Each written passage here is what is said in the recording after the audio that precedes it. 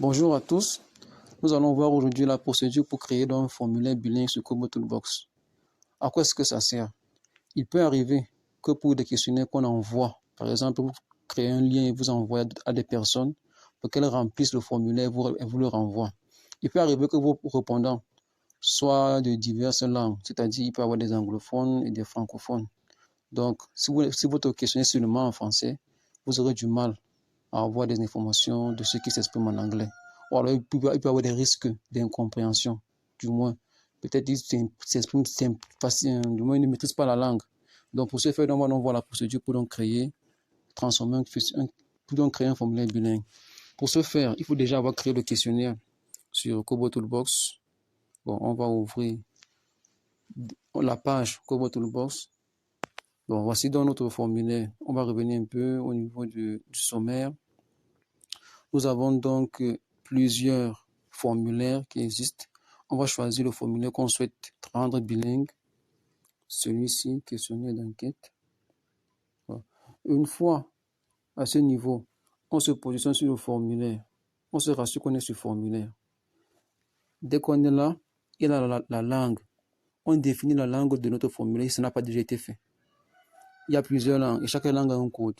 Par exemple, pour le français, le nom de la langue c'est français, le code c'est FR. Donc, si on veut ajouter une langue comme l'anglais, on va cliquer sur l'icône qui est comme un globe. On clique dessus.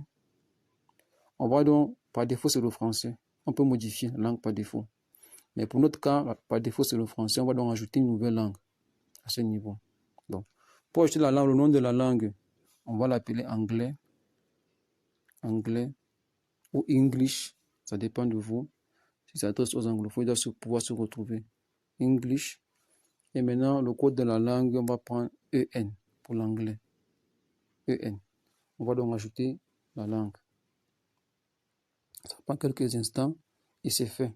La langue donc est ajoutée à ce formulaire. Bon, c'est pas suffisant. Le fait d'ajouter la langue ne veut pas dire que votre questionnaire sera bilingue. À ce niveau, vous devez vous-même maintenant transformer les questions, traduire ces questions en anglais.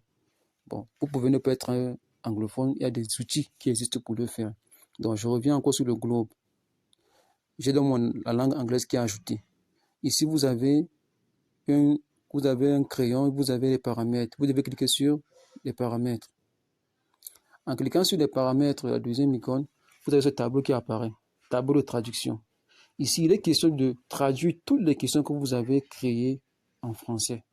Bon, on suppose qu'on ne connaît pas vraiment, on ne connaît pas, on ne s'exprime pas en anglais. On va utiliser les applications qui existent. Par exemple, des applications comme Google Translate. Donc, comme c'est très long, on va prendre d'abord une partie jusqu'à Septentrion qu'on va copier. Donc, on va ouvrir une nouvelle page Google Translate. Google Translate. Google Translate. Donc, on est en français, on veut la traduction en anglais. On va donc coller la question. On a donc l'équivalent en anglais. Bon, on peut vérifier pour savoir si on a des connaissances en anglais, on peut vérifier pour voir si le contenu est toujours, le sens n'a pas changé. Bon, comme c'est nécessaire, on va juste copier. Et on va revenir coller dans notre questionnaire de tout à l'heure. Dans Kobo Toolbox, où est-ce que ça se trouve? Voilà. On va donc coller cette partie. On avait pris jusqu'à Septentrion. On va copier la suite. C'est beaucoup plus aisé sur ordinateur. Sur téléphone, ça va prendre beaucoup plus de temps. Donc, si vous avez la possibilité, vous devez le faire sur ordinateur. Copier. On refait le même exercice. On revient à Google Translate. On colle le texte. On vient, on copie la traduction. Et on repart sur Kobo Connect. On colle la traduction. Voilà, c'est bon pour la première note d'information. Maintenant ici, c'est le groupe admin. On peut faire la même chose. Bon, admin, ça ne change pas. On remet le nom du groupe admin.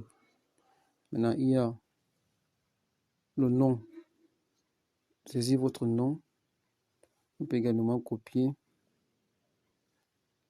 On va revenir sur Google Translate, traduire la question. On va le faire juste pour quelques questions pour que vous compreniez le principe. Donc, on va copier question. On va revenir sur Kobo Toolbox. On colle la traduction.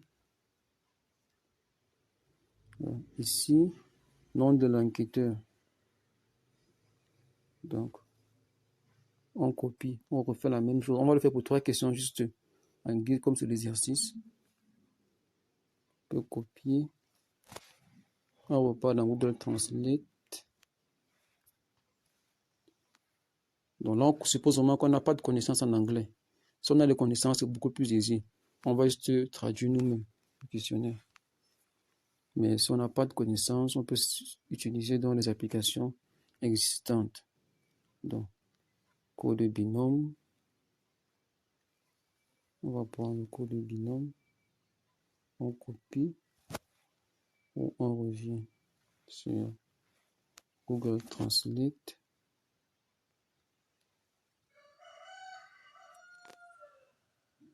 Donc, on copie. On va revenir sur Kobo Toolbox. On va faire l'exercice autant de fois qu'il nous faudra pour finaliser la traduction du questionnaire.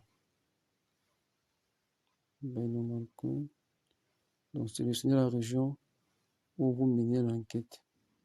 Donc, à ce niveau, on peut également copier. On va dans Google Translate. Donc, l'astuce qu'on vous recommande, la recommandation, c'est de le faire sur ordinateur. Vous pouvez avoir 2 fenêtres que vous le faites pour le faire rapidement. On va donc arrêter à ce niveau pour comprendre le principe. On va donc faire une dernière question. Voilà, sélectionner le pays. On s'arrête là. Bon, dès que c'est fait, donc, vous pouvez donc sauvegarder les modifications à la fin. Sauvegarder les modifications. Sauvegarde. Voilà. Le questionnaire est mis à jour. On va donc retourner, cliquer sur retour. Bon, maintenant, on va juste vérifier pour voir si ça a été pris en compte. On va donc cliquer sur l'aperçu. Donc, cliquez sur l'œil pour avoir un aperçu du formulaire. Ça va prendre quelques instants. Juste pour vérifier que notre exercice de tout à l'heure était pris en compte. On patiente un peu que l'aperçu du formulaire change. Ça peut dépendre, ça peut durer en fonction de la connexion, en fonction des informations que vous avez dans le formulaire. Voilà. Vous voyez, à ce niveau maintenant, on a, dès le début du formulaire, une barre qui s'affiche pour le choix de la langue. Vous voyez, donc on peut donc choisir la langue. En cliquant dessus, vous voyez, on a dans les 2 langues qu'on a choisies dès le départ, English et français. En cliquant sur English, on aura donc le formulaire. Voilà, vous voyez, c'est les questions qu'on a traduites tout à l'heure. Ça apparaît directement en anglais. Vous voyez, admin, indiquez son name, enter your name, suivez, binomial code. Bon, pour les autres, on n'a pas rempli, c'est pourquoi ça n'apparaît pas. Donc, si vous voulez traduire, rassurez-vous que vous avez traduit l'ensemble du questionnaire avant donc de faire cette option-là. Donc, c'est dans l'exercice, c'est dans la procédure qu'il faut suivre pour donc traduire un questionnaire en anglais. Donc, dès le début, la personne, le répondant va donc choisir la langue qui l'intéresse. Vous voyez, en français, toutes les informations sont là. Mais il est question de le faire la même chose. On va donc revenir. Donc, vous revenez sur, reprendre la procédure sur le globe, au niveau de la langue que vous avez ajoutée, English, EN. Vous cliquez sur les paramétrages qui est au milieu. Quand sur le paramétrage, vous avez le tableau de traduction qui s'affiche. Vous devez donc traduire toutes ces questions-là, région, sélectionner, toutes ces informations. Et parfois, ce n'est pas en ordre. Vous allez vous rendre compte que ce n'est pas ordonné. Donc, parfois, vous quittez de 1, 3, 1, 4, 1. Donc, il y a des informations qui ne sont pas forcément en ordre. Une fois que vous aurez fait toute la traduction, vous avez le nombre de pages, 1 sur 2. Vous allez à suivant. Dès que c'est terminé, vous allez à suivant. 2 sur 8. Donc, il y a 3 pages. Une fois que vous aurez fini donc de traduire l'ensemble du formulaire, vous sauvegardez les modifications.